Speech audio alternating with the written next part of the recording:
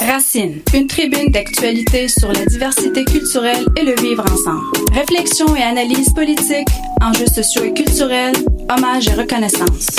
À tous les mercredis matins de 8h à 9h avec Mohamed Baroun, en direct du 102.3 FM. Bon matin, chères auditrices, chers auditeurs. Plaisir de vous retrouver ce mercredi 31 mars 2021. Au programme, on parlera de la journée mondiale de sensibilisation à l'autisme, programme d'accès à l'égalité en emploi pour les membres des minorités visibles et ethniques. On va parler aussi de racisme anti-asiatique, mais avant ça, on continue nos commentaires de l'actualité politique au niveau fédéral. Et j'ai le plaisir de recevoir M. Alexandre Boulris, député de Rosemont, la Petite Patrie, à la Chambre des communes, chef adjoint du nouveau Parti démocratique NPD. M. Boulris, bonjour. Bonjour, bon matin, M. Baron. Bonjour, ça va bien? Oui, ça va bien, vous aussi? Oui, ça va super bien, merci. Alors, on continue de commenter l'actualité politique sur la scène fédérale. Depuis le début de la pandémie, la gestion de la crise s'impose comme dossier prioritaire. Comment assurez-vous le suivi, entre autres, les dossiers de la gestion de la pandémie et les autres enjeux qui sont aussi importants pour vous, comme le changement climatique? Écoutez, c'est la faculté, comme disait l'autre, de marcher et de mâcher de la gomme en même temps. Évidemment, la priorité de la pandémie, ça a été notre système de santé, nos professionnels de la santé, nos CHSLD, les vaccins et l'aide directe aux gens, là, la PCU, l'aide aux entreprises, mais on n'oublie pas qu'en même temps, il y a cette grande crise qui continue, qui est l'urgence climatique, les dérèglements climatiques. Alors, on continue de surveiller le gouvernement libéral, de voir leurs décisions, de poursuivre l'expansion du pipeline Trans Mountain, de pousser pour le pipeline Keystone XL, de autoriser des explorations plutôt gazières et pétrolières au large de Terre-Neuve, et puis même ici, plus récemment, à Contrecœur, l'expansion du port de Montréal, dans une zone où il y a 2 espèces menacées. Alors, que ce soit sur les émissions de gaz à effet de serre ou la préservation de la biodiversité puis la lutte pour les espèces menacées, le NPD, on baisse pas la garde puis on continue d'agir avec les citoyens et les citoyennes qui sont engagés. Également le dossier GNL Québec, où évidemment on en a beaucoup entendu parler, qui avait beaucoup d'impact sur le fjord du Saguenay puis les belugas qui vivent là-bas. Alors, on continue de maintenir la garde parce que le jour où le virus, la COVID-19 est parti, les dérèglements climatiques, les autres sont toujours là. Malheureusement, on a un gouvernement libéral qui parle un peu des deux côtés de la bouche là-dessus. Vous avez déclaré aux médias que le NPD actuel, avec le plus petit caucus en 15 ans, est le plus efficace. Sur quelle base faites-vous cette conclusion? C'est surtout parce qu'on est dans un contexte de gouvernement minoritaire où le gouvernement devait négocier avec un partenaire en chambre pour livrer la marchandise puis faire passer ses projets de loi. Alors, on a vraiment saisi la balle au bon, nous, au NPD, puis on a été capable d'aller chercher beaucoup plus pour les gens. Vous savez, au début, la PCU, c'était 1 000 $ par mois. On l'a fait monter à 2 000. Au départ, la subvention salariale pour les entreprises était 10 %. On l'a fait monter à 75 %. Il n'y avait rien pour les travailleurs autonomes ou les pigistes au départ. On les a inclus dans la PCU. Il n'y avait rien pour les étudiants. On a réussi à obtenir un programme parallèle. Donc, c'est beaucoup parce qu'on a joué de ce levier de négociation à 24 députés qu'on a été capable de chercher, et sérieusement, des dizaines de milliards de dollars pour les gens, pas des millions de dollars, des dizaines de milliards de dollars de différence. Mais c'est pas que je suis content qu'on soit à 24. J'aimerais mieux qu'on soit 48 ou 75 ou même 190 à la Chambre des communes. Ça serait beaucoup plus facile si c'était nous qui prenions les décisions. On prendrait les bonnes décisions au départ. On n'a pas besoin de pousser les autres pour faire la bonne chose. Mais dans les circonstances, on est probablement le caucus qui a été cherché le plus pour les gens depuis Jack Layton avec l'autre gouvernement minoritaire de Paul Martin en 2005. À l'aube d'une élection fédérale, on commence à voir dans les médias que ça se précise un petit peu la date. Comment vous évaluez le rendement de NPD jusqu'à maintenant? Ben, je pense qu'on a quand même un bon bilan et ça, c'est drôle pour un parti d'opposition d'arriver en élection puis de dire j'ai un bilan. Ça veut dire que je suis capable de montrer les réalisations, les gestes concrets, les choses qui ont fait la différence dans la vie des gens. Quand il y a un gouvernement majoritaire, ça arrive, mais en moins grande ampleur que là. Alors, on est en bonne position parce que non seulement on a des propositions pour l'avenir, des choses qu'on voudrait faire comme taxer avoir un impôt sur la fortune pour les super riches, pour les entreprises qui ont fait des profits excessifs pendant la pandémie, comme Amazon par exemple, et puis des garanties de soins pour nos aînés, pour nos personnes âgées dans les CHSLD, retirer le privé de la santé. On a beaucoup de propositions, mais on arrive aussi avec un bilan des choses qu'on a faites, et on est en bonne position. La dette électorale est complètement remboursée depuis le décembre dernier. On va être capable d'avoir une campagne qui est beaucoup plus avec plus de ressources humaines et financières. Beaucoup d'anciens candidates qui se représentent, des gens donc qui ont une expérience de campagne. Donc, je suis très optimiste. Et puis, avec un chef qui a le plus gros cote de popularité, c'est-à-dire les gens ont une opinion très favorable de Jack Meat, puis plus ils les rencontrent, ils le connaissent, plus ils l'apprécient. Donc, je suis très optimiste pour la prochaine élection. Alors, vous êtes déjà en mode préparation. Quels seront vos arguments pour convaincre la population canadienne, mais surtout au Québec? Avez-vous une vision spécifique pour le Québec? Je pense que la plupart des Québécoises sont progressistes, sont des sociaux-démocrates, sont plutôt centre-gauche. Nous, on est un parti de gauche et de centre-gauche aussi. Donc, je pense que les solutions qu'on met de l'avant, que ce soit pour notre système de santé public, l'élargissement des soins pour inclure, par exemple, les soins dentaires, la santé mentale dans les services publics, je pense que ça va résonner avec les Québécois et les Québécoises. Une fiscalité qui est plus robuste, qui est plus progressiste aussi. Je pense que les gens vont se reconnaître là-dedans. Et aussi avoir un meilleur filet de sécurité sociale. On s'est rendu compte que notre système d'assurance-emploi était complètement mésadapté à l'ère moderne, notamment avec les travailleurs autonomes. On a des belles propositions là-dessus aussi. Puis aussi, on est toujours les défenseurs de la culture québécoise puis de la langue française. On l'a montré depuis des années sur les juges bilingues à la Cour suprême, l'application de la loi 101 dans les entreprises de juridiction fédérale, puis une modernisation de la loi sur les langues officielles. Donc, on a plusieurs choses qui, je pense, qui vont résonner très bien avec les Québécois et les Québécoises, sans même parler de l'environnement, qui est un sujet majeur ici au Québec. Comment le NPD compte passer son message plutôt gauche au Québec, qui est encore séduit par une politique plutôt de droite avec la CAQ, notamment en lien avec la justice sociale, le racisme systémique et les changements climatiques? C'est sûr que je pense que c'est un défi pour tous les partis de gauche et puis en toutes circonstances. Cette semaine, Jack Meat était à Montréal, puis on a lancé la campagne Oser Jack Meat pour parler aux jeunes, pour avoir une conversation avec les jeunes, pour parler de thèmes qui touchent les jeunes aussi, avec un site web qui s'appelle oserjackmeat.ca et aussi beaucoup de publicité sur les médias sociaux. Donc, on va vraiment avoir une campagne qui va être agressive surtout on est en temps de pandémie. On s'entend que le porte-à-porte est moins facile et moins possible qu'auparavant. Les grands événements aussi publics sont pas vraiment à l'heure du jour. Donc, on va vraiment être sur Instagram, TikTok, Twitch, sur Facebook, sur Twitter, et puis pour rejoindre les gens. Et je pense que dans ce contexte-là, et de pandémie et d'urgence climatique, on va être capable de toucher la population. Et on est le parti qui arrive systématiquement premier dans les sondages chez les 18-34 ans. Donc, on voit que les plus jeunes ont vraiment cette sensibilité-là avec le NPD puis avec Jack Meat. Il faut juste s'assurer maintenant qu'ils aillent voter.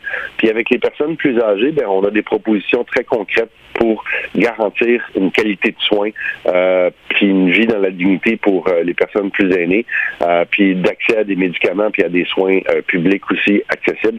Donc, je pense qu'on va avoir une belle offre politique qui va être capable peut-être de changer le ton un peu de ce qu'on voit du côté provincial. On a appris aujourd'hui que les élections pourraient avoir lieu le mois d'août prochain. Les autres partis au niveau fédéral, ils commencent déjà à présenter leurs candidats et candidates. Quel est votre plan d'action? Est-ce qu'on va voir bientôt des candidats et candidates de NPD? Oui, écoutez, on a déjà deux anciens députés, François Choquette à Drummondville, Brigitte Sansouci à Saint-Hyacinthe, qui sont maintenant officiellement candidates. La fin de semaine dernière, on avait 4 assemblées d'investiture. Nima Machouf sur le plateau Mont-Royal va être officiellement candidate à partir du 8 avril. Je vous dirais qu'on a une quarantaine de personnes en ce moment qui sont entrées dans le processus pour porter les couleurs du NPD puis porter la bannière du NPD aux prochaines élections. Des gens de plein de milieux, très diversifiés, une belle équipe.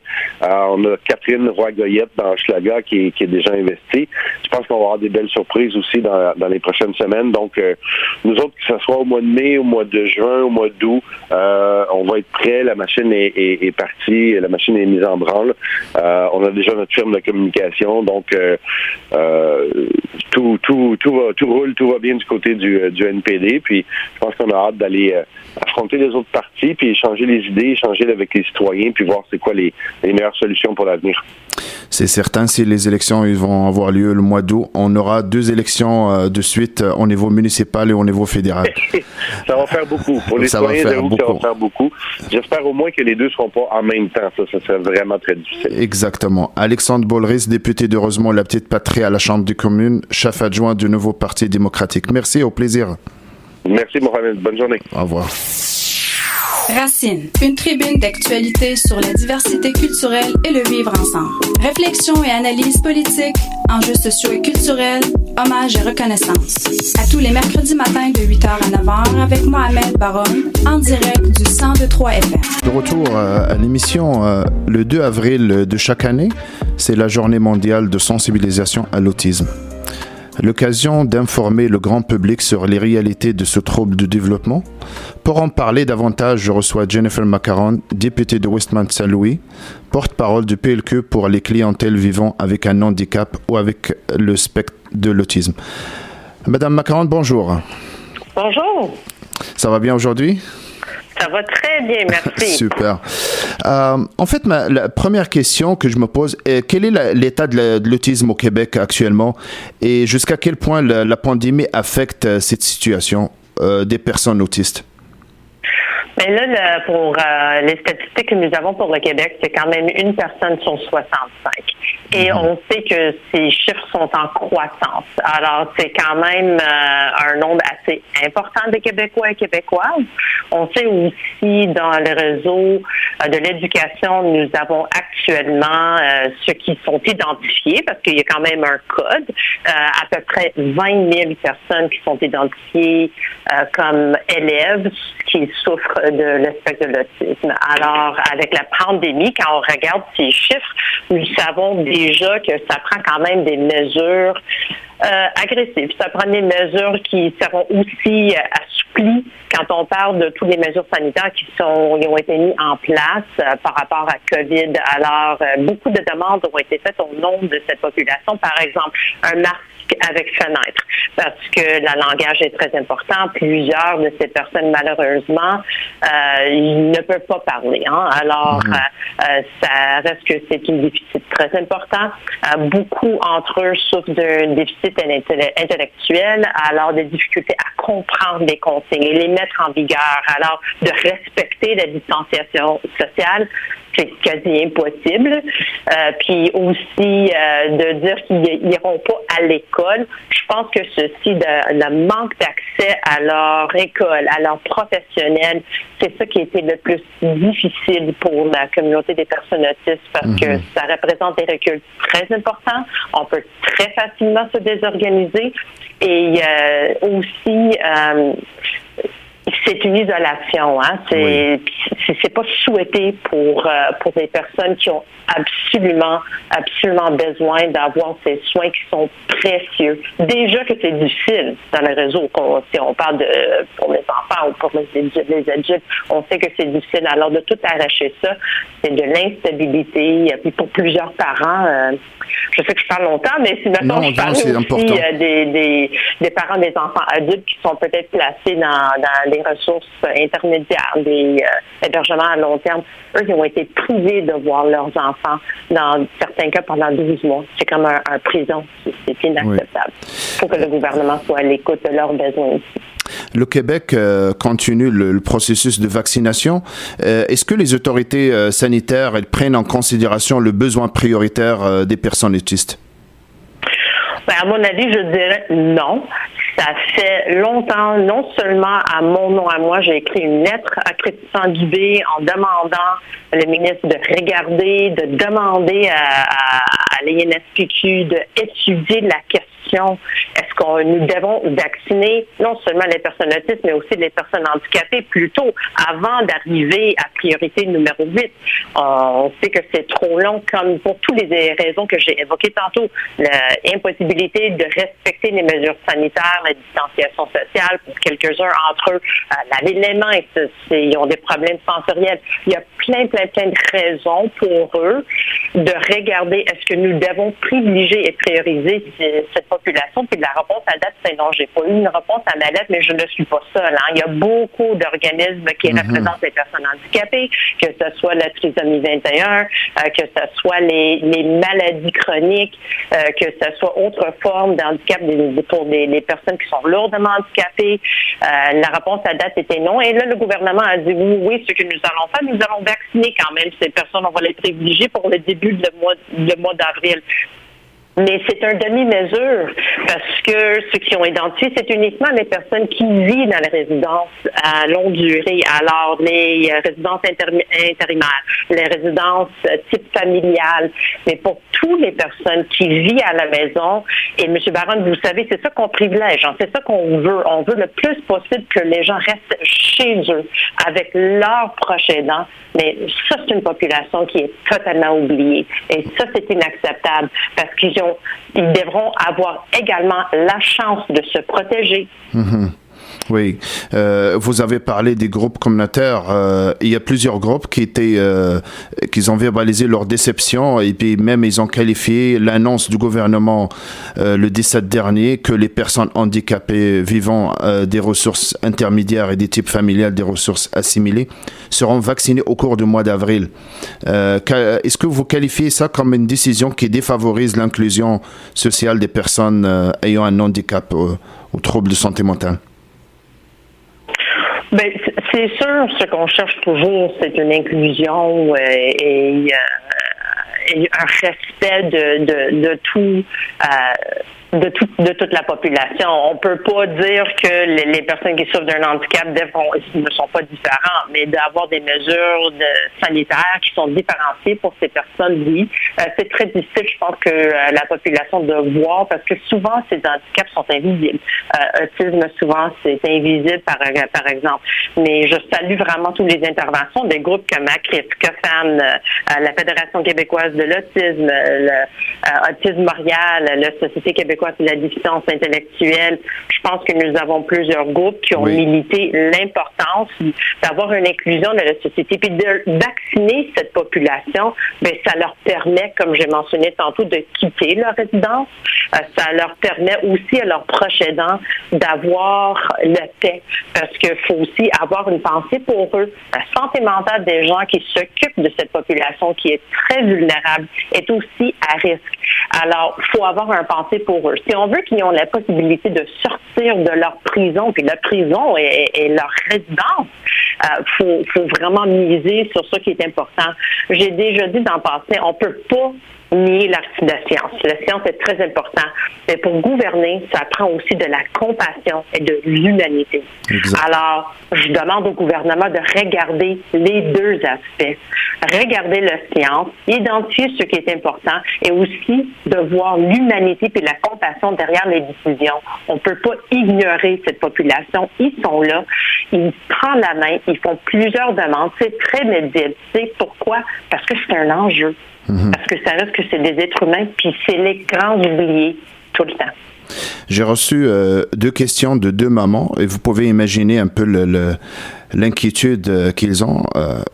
La première personne vous demande est-ce que le gouvernement a un plan d'intervention et ça inclut quoi? Et il ajoute que depuis le début de la pandémie, les enfants autistes et des adultes vivant en résidence ou en famille n'ont reçu aucun support, ni financier, ni service.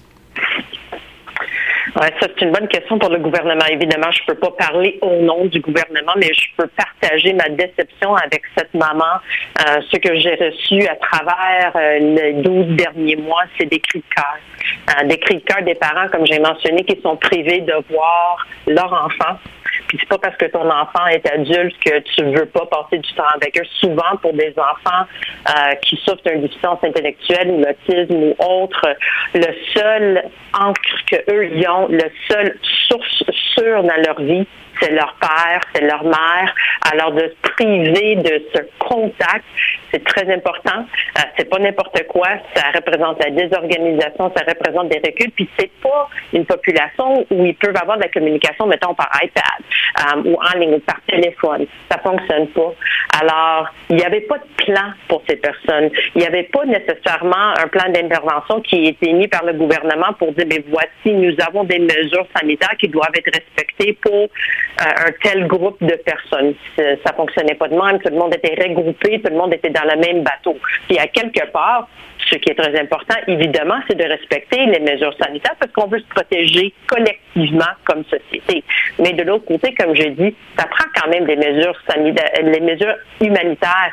Si un parent les parents, mettons, ils ont peur. Ils ont peur de sortir leur enfant d'une ressource à long terme parce qu'ils ont peur qu'ils vont perdre leur place. Mais ça, c'est illogique. Oui, oui. Une autre question. Ça, c'est une mesure qu'il aurait pu très facilement penser autrement. Il y a une autre question qui revenait souvent, c'est question de l'accès à un service de garde directement dans l'école spécialisée. Pourquoi il n'y a pas accès à un service de garde directement dans leur école spécialisée, comme l'ensemble des écoles primaires régulières à Montréal?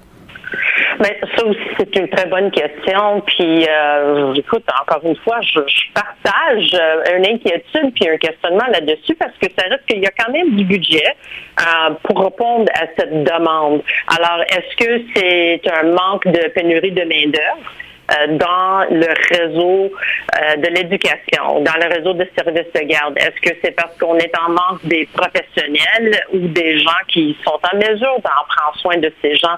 Est-ce que c'est un manque de compréhension de c'est quoi les mesures budgétaires dont nos écoles ont accès pour établir un tel service? Mais ça va au-delà de ceci. C'est bien d'avoir ce service de garde. Il faut que les gens comprennent qu'on devrait le mettre en place, mais plus que ça, on a beaucoup de personnes handicapées qui sont expulsées de l'école faute de professionnels, faute de services adaptés pour leurs besoins. Alors, j'ai déjà demandé au gouvernement d'étudier la question, restreint uniquement pour les personnes autistes, par exemple, pour dire mais combien d'élèves restent à la maison ou sont invités d'aller à l'école 1 heure par jour. Là, on est en train de dire que vous n'avez pas accès à l'éducation. De plus, c'est sûr, on va mettre ces familles-là dans une situation de fragilité parce qu'on ne peut pas aller travailler, il faut qu'on s'occupe de nos enfants. C'est pas bon pour la santé mentale, c'est pas bon pour notre portefeuille. C'est eux qui s'occupent du transport. C'est lourd. Il faut étudier la question puis adapter toutes les mesures que nous avons dans nos écoles, incluant un service de garde adapté pour les personnes handicapées, mais aussi le réseau scolaire. Il faut aller au-delà de ce que nous avons aujourd'hui. Puis c'est pas une question de rêver, c'est de donner ce qui est écrit dans la loi. Les personnes handicapées, les personnes autistes ont autant le droit à l'éducation que toutes les autres mesures qui sont disponibles. Oui, question de droit. Des groupes communautaires promet d'interpeller la protectrice du citoyen et la vérificatrice générale du Québec pour lever le voile d'invisibilité qui couvre les personnes ayant un handicap ou des troubles de santé mentale. En tant que porte-parole de l'opposition officielle, constatez-vous aussi le silence de l'Office des personnes handicapées au Québec face aux enjeux soulevés par ces groupes?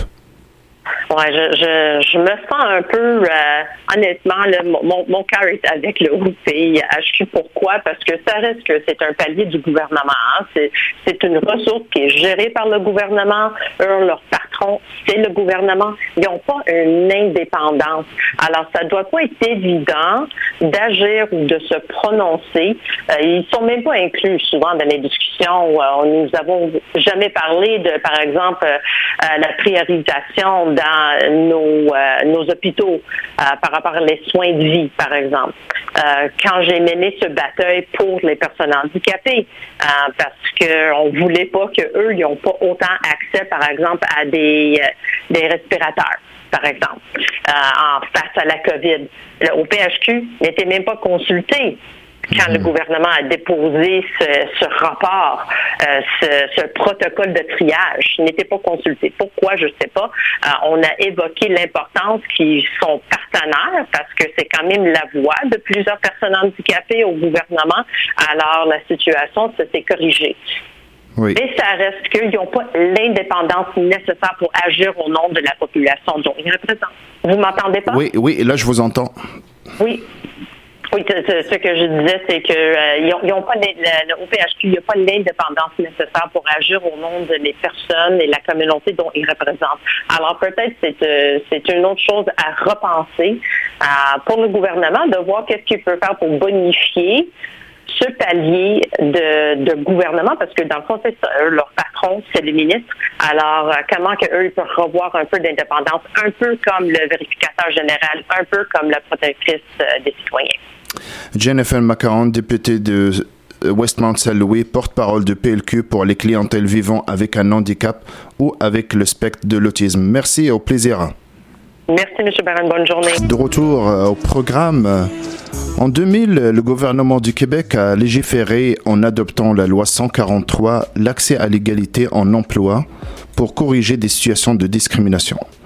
Le gouvernement a mandaté la Commission des droits de la personne et des droits de la jeunesse pour appliquer cette loi et pour accompagner les organismes publics pour élaborer et implanter le programme Accès à l'égalité en emploi.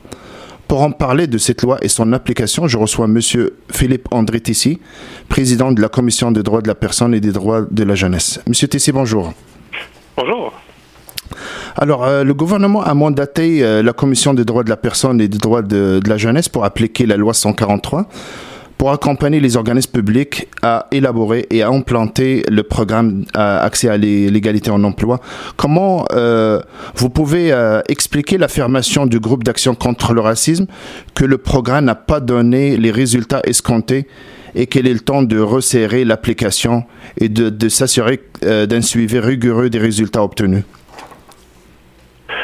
Oui, bien en gros, ça à quoi fait référence le groupe d'action lorsqu'il parle là, des programmes d'accès à l'égalité. Comme vous l'avez mentionné en introduction, le Québec s'est doté d'une loi quand même très très importante là au début de notre siècle, donc en 2000-2001. Et cette loi-là a donné effectivement des responsabilités à la Commission pour voir à l'application des programmes d'accès à l'égalité.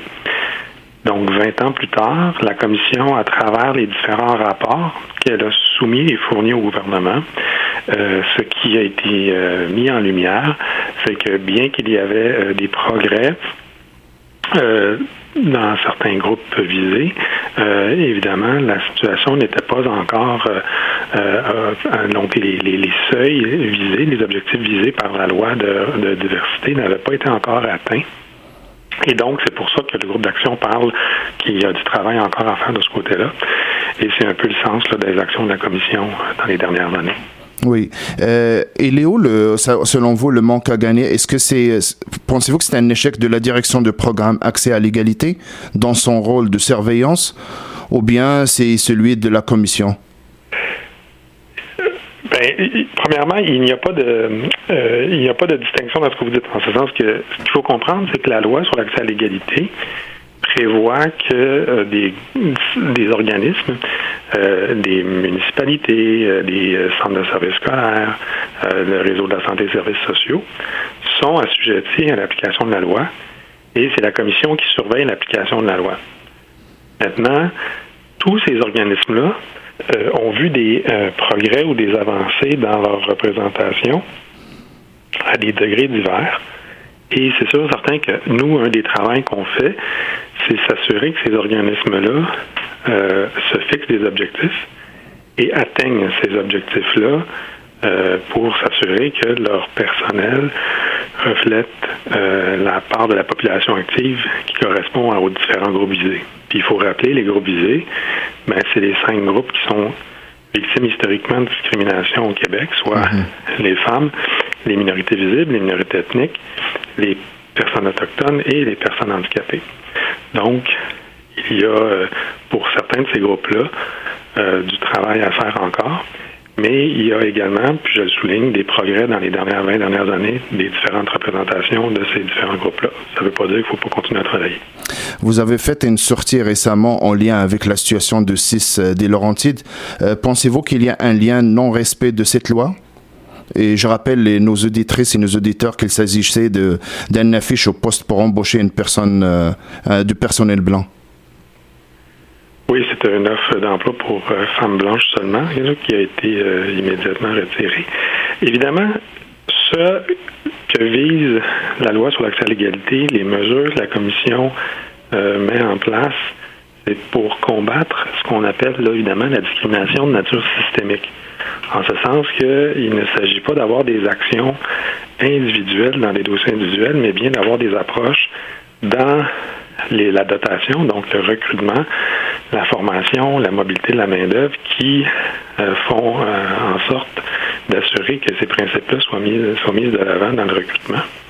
Et il existe effectivement, malheureusement, des pratiques d'emploi, des pratiques d'embauche qui existent encore et qui mettent, qui rendent plus difficile l'application de la loi, c'est sûr, parce que on ne peut pas atteindre des objectifs ou des cibles plus facilement lorsqu'on se met des barrières dans le recrutement du personnel de cette nature-là.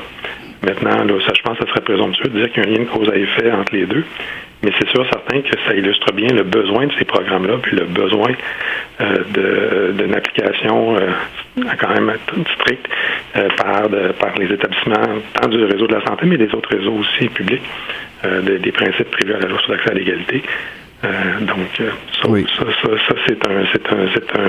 C'est une illustration, disons, d'une situation malheureuse qui démontre bien le nécessaire d'avoir une telle loi. Le cas de CIS des Laurentides a créé une confusion dans l'interprétation de la loi sur les services de la santé et services sociaux, notamment au niveau du choix de personnel. Quelle est la limite, selon vous, de droit pour un usager de choisir un professionnel ou l'établissement duquel il désire recevoir des services de santé et des services sociaux? C'est sûr qu'une décision règle générale, ne peut se baser sur un motif de discrimination. Une décision, quelle qu'elle soit, on ne peut pas la prendre en se basant sur un motif de discrimination. Il y a certaines exceptions à cette affirmation-là. On appelle des exigences professionnelles justifiées, où, par exemple, il est possible d'exiger certaines contraintes physiques pour un travail de type manuel, ce qui vient finalement exclure des personnes qui ont des handicaps.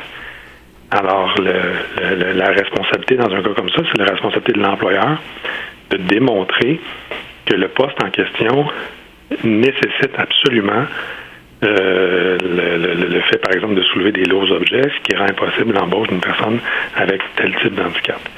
Et ça, c'est une démonstration qui doit se faire au cas par cas et qui doit se faire après une évaluation du poste.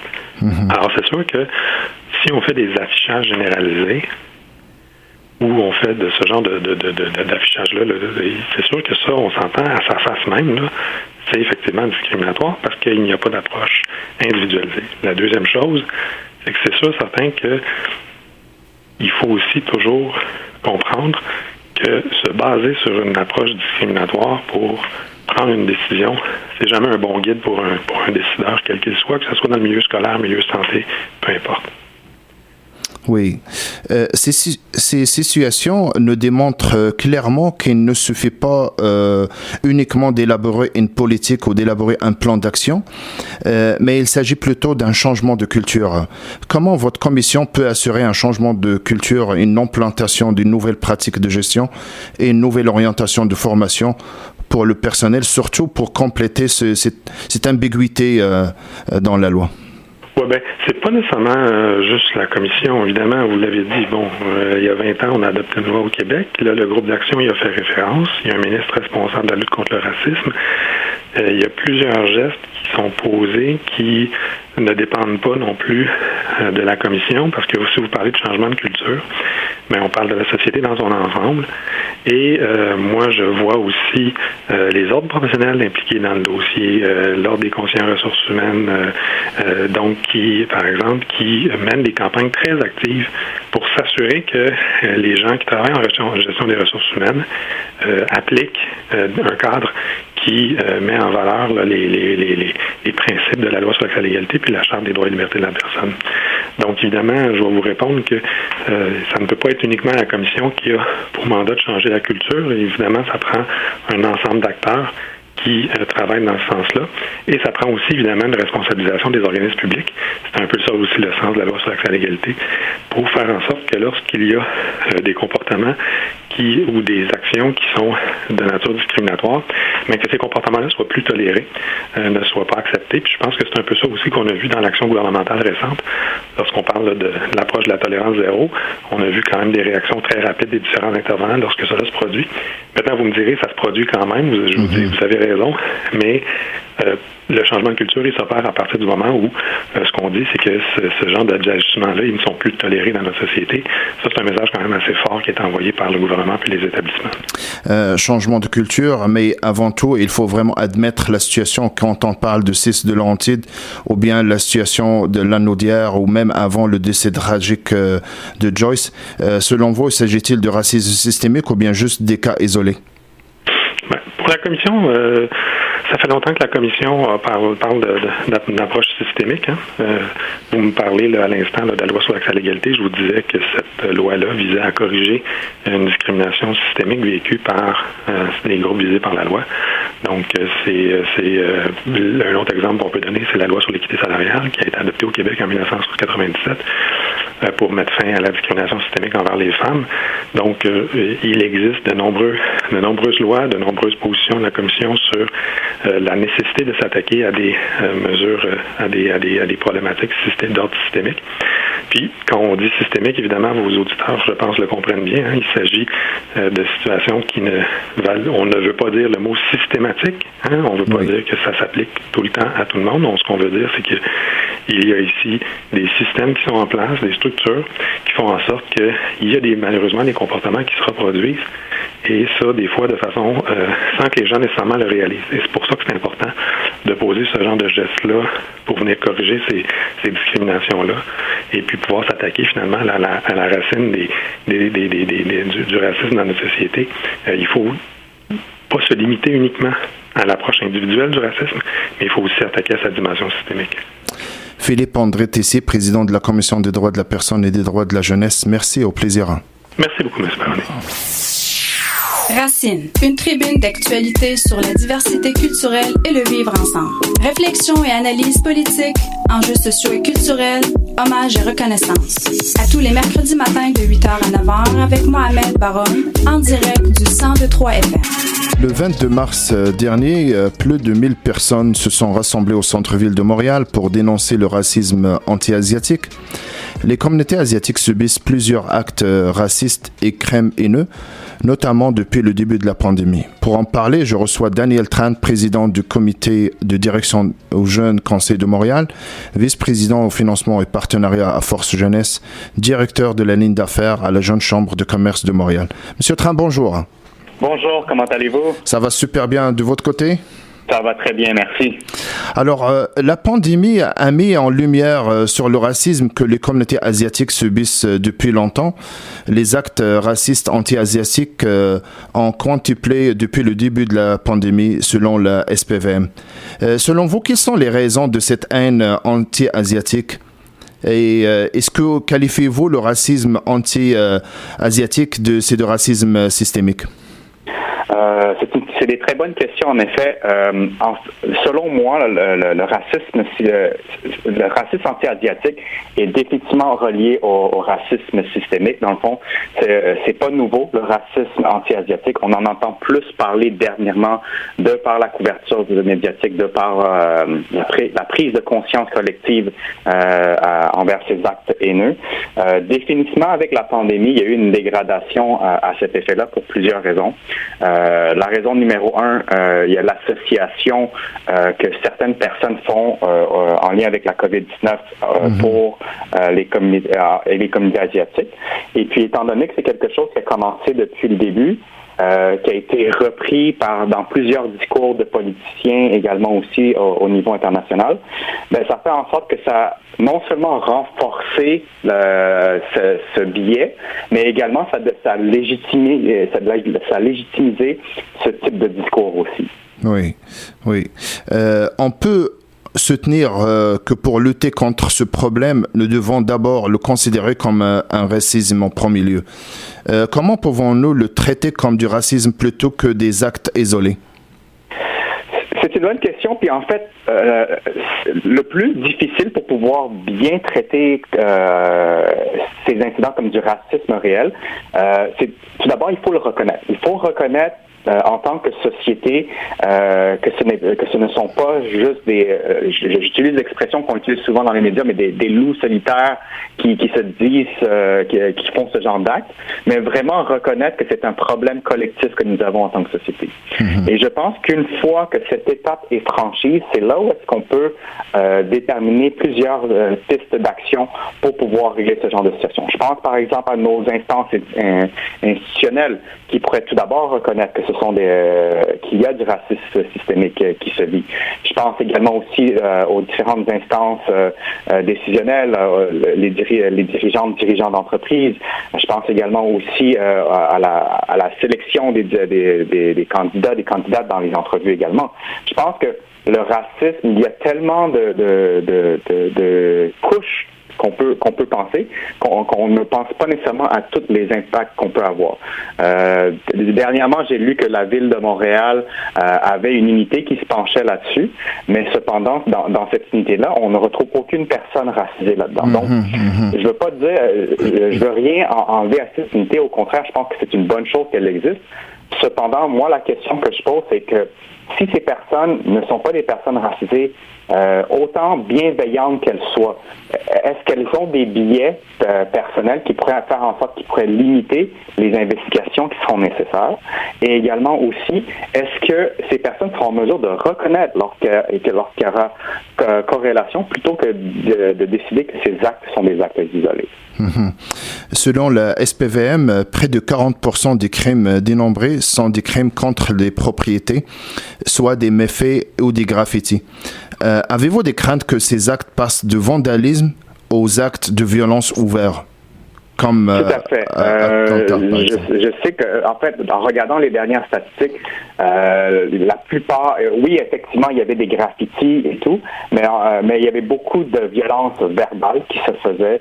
Il y avait beaucoup de personnes qui se sont faites attaquer, des gens qui se sont fait cracher dessus. D'ailleurs, moi-même, à un moment donné, lorsque je joguais au centre-ville en tout début de pandémie, moi-même, je me suis fait cracher, je me suis fait dire que la pandémie, c'était de ma faute, que je devais retourner dans mon pays, alors que moi, je me considère, étant né ici, dans le fond, comme citoyen canadien, québécois et montréalais également aussi. Moi, ce qui m'inquiète dans tout ça, c'est que, comme on en a parlé un petit peu au début, étant donné que ce genre de discours est rendu tellement légitime que l'évolution de ce genre de discours, maintenant, on passe de la parole aux actes. On voit plusieurs vidéos sur Internet présentement des personnes vulnérables de notre société, des personnes, je pense à des personnes âgées qui se sont faites littéralement, non, si c'est pas agressé, mais vraiment tabassé. Il y a tellement de vidéos qui circulent sur Internet. Je ne vais pas rentrer dans les détails parce que je sais qu'il y a des enquêtes et tout, mais je pense qu'en tant qu'Asiatique, la communauté est quand même très préoccupée par l'incident qui s'est passé sur le plateau Mont-Royal de la personne qui s'est faite asperger de poivre de Cayenne aussi. Et puis, lorsque le danger avec ça, c'est lorsque la parole passe aux actes aussi. Oui. C'est que à ce moment-là, il y a des choses qu'on ne contrôle plus. Je pense, par exemple, à un nouveau challenge qui passe sur les réseaux sociaux qui s'appelle le Slap an Asian Challenge. C'est-à-dire de donner une volée à une personne asiatique. Et puis, moi, ce qui m'inquiète beaucoup, c'est que si ce genre de discours est tellement légitime maintenant et que les gens sont prêts à faire ça pour des vues, pour des likes, mais que nos gens les plus vulnérables sont encore la cible de ces actes violents. Et je pense non seulement en tant que communauté, on s'inquiète, mais d'un point de vue personnel, moi, c'est sûr que je m'inquiète beaucoup pour mes parents qui sont quand même d'un certain âge. Je m'inquiète pour ma famille aussi parce que mes parents sont d'un certain âge, mais j'ai une petite sœur en situation de handicap. Donc, la question se pose parce qu'on est une communauté. Hein. Si une personne est affectée, ça a des impacts majeurs sur les personnes qui sont aux alentours aussi. Vous avez parlé de l'incident que vous avez vécu. Vous êtes une personne engagée, très engagée d'ailleurs dans la collectivité. Jusqu'à quel point ces actes affectent le sentiment d'appartenance de la communauté asiatique, surtout la seconde génération? Définitivement, je pense que ça a été un réveil sombre, si je peux dire ça comme ça. Parce que autant que cette prise de conscience a été marquée dernièrement, autant que je pense que le sentiment qu'on dégage, c'est cette solitude. C'est sûr qu'on a eu certains moments de recueillement, je pense par exemple à la marche qu'il y a eu dernièrement, mais néanmoins, lorsqu'on voit ce genre de les différentes vidéos, par exemple, j'ai vu qu'il y avait une vidéo d'une personne qui se faisait agresser verbalement et quand même de manière assez importante aussi dans les transports en commun, et puis que toutes les personnes aux alentours venaient pas nécessairement en son aide, c'est sûr qu'avec cet effet-là, on se sent seul. On se sent seul, on ne se sent pas nécessairement écouté non plus. Et puis, on se sent comme si on nous traitait comme des étrangers alors qu'on vit ici. L'exemple que j'utilise, c'est que moi, je suis Canadien, Québécois, Montréalais. Et même dans mon jogging, à ce moment-là, il n'y avait personne nécessairement qui était venu à mon aide. Donc, non seulement on se sent seul, mais en fait, la réalisation qu'on a, c'est que OK, parfait, il faut vraiment que je me prépare au cas où qu'une situation de ce genre arrive, parce que je ne sais pas si je peux compter sur des gens. Oui. Devant cette situation, quelles sont vos attentes en tant qu'acteur canadien, québécois, montréalais, au niveau des paliers gouvernement, que ce soit municipal, provincial ou fédéral? C'est sûr que... en fait, moi, ce que j'aimerais, ce serait vraiment une prise de conscience collective. On s'entend, il y a différents paliers de gouvernement, on a différentes personnes pour représenter la société, puis tant mieux, on vit dans une démocratie, c'est très important. Mais je pense que lorsqu'il y a des problèmes qui sont aussi viscérales et fondamentales que lesquels qu'on est en train de vivre actuellement, je pense que la première chose que j'aimerais de la part de nos élus, c'est de non seulement reconnaître qu'il y a du racisme, mais qu'il y a également du racisme systémique qui se vit. Et puis on voit que les conséquences sont pas toujours directes, mais lorsqu'on prend le temps de vraiment observer, puis de bien analyser la situation, de bien analyser les données, mais c'est là qu'on se rend compte que, c'est pas juste des actes du vandalisme, c'est pas juste de la violence verbale. Il y a des gens qui en meurent aussi. Puis là, je parle de racisme de manière générale aussi, mais on a juste à penser à plusieurs événements de notre société au Canada. Il y a plusieurs personnes qui sont décédées de plusieurs événements racistes liés à nos différentes institutions. Donc moi, c'est sûr, la première chose que je m'attends de la part de nos élus, c'est de reconnaître cela. Et également aussi, l'expression qui me vient en tête, c'est il faut que les bottines suivent les babines. Donc, il faut vraiment qu'on mette en place des mesures concrètes pour pouvoir résoudre ce genre de situation. C'est bien beau d'être bienveillant, c'est bien beau d'être empathique. Tant mieux, je pense que c'est une bonne étape, puis c'est à saluer. Mais à un moment donné aussi, il faut pas juste dire, OK, on est bienveillant, on vous écoute, et qu'on tourne la page à la prochaine chose pour s'occuper de la prochaine situation. Parce que il faut que les actions suivent, que ce soit par la création d'instances pour vraiment aider à ce genre de situation. Je pense également aussi à des subventions qui pourraient être faites, que ce soit pour des organismes à but non lucratif, que ce soit pour aider les personnes victimes de vandalisme, que ce soit pour l'aide psychologique également ont aussi des victimes. Mais je pense aussi à notre écosystème, parce qu'on se dit souvent, il y a beaucoup de stéréotypes qui courent pour notre communauté. Par exemple, il y a beaucoup de personnes asiatiques qui ont des dépanneurs, il y a beaucoup de personnes asiatiques qui travaillent en épicerie, il y a beaucoup de personnes asiatiques qui travaillent dans le milieu de la restauration. Mais moi, en fait, ça, c'est de l'information de surface qu'on a, puis en fait, j'aimerais pousser la réflexion un petit peu plus loin, c'est pourquoi est-ce qu'on est dans ce genre de situation? Et puis oui, beaucoup de personnes asiatiques ont choisi l'entrepreneuriat comme mode de vie, mais il y a une raison derrière ça aussi, c'est parce que l'entrepreneuriat, c'est un moyen de survivre dans notre société, et c'est le moyen que ces personnes-là ont décidé de prendre pour non seulement leur bien à eux autres, mais leur bien de leur famille aussi. Donc j'aimerais que lorsqu'on reconnaisse qu'il y a du racisme également, qu'en tant qu'élu, mais aussi en tant que collectivité, qu'on vienne soutenir ces différentes personnes. Si quelqu'un a des fonds de plus et qui aimerait contribuer à la cause, si c'est par les dons pour les organismes à but non lucratif, sentez-vous bien à l'aise. Si c'est par justement encourager l'entrepreneuriat des personnes asiatiques qui sont grandement affectées dernièrement aussi avec la pandémie, n'hésitez pas à le faire aussi, parce qu'il faut garder en tête que la pandémie, oui, il y a une pandémie mondiale, mais les personnes asiatiques sont en train de vivre 2 pandémies actuellement. Il y a la pandémie en lien avec la COVID-19 et la pandémie avec le racisme. Et le problème, c'est que pour le racisme, on n'a ni vaccin, on n'a ni remède à cet effet.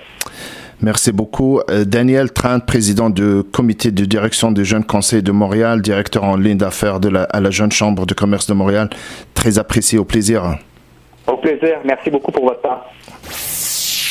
Racine, une tribune d'actualité sur la diversité culturelle et le vivre ensemble. Réflexion et analyse politique, enjeux sociaux et culturels, hommages et reconnaissance. À tous les mercredis matins de 8h à 9h avec Mohamed Baroum, en direct du 102.3 FM. C'est la fin de notre émission. Merci de votre écoute. Merci à mon équipe de recherche. Merci à Ronedi à la régie. Je vous donne rendez-vous le mercredi prochain à la même heure en direct de 102.3 FM.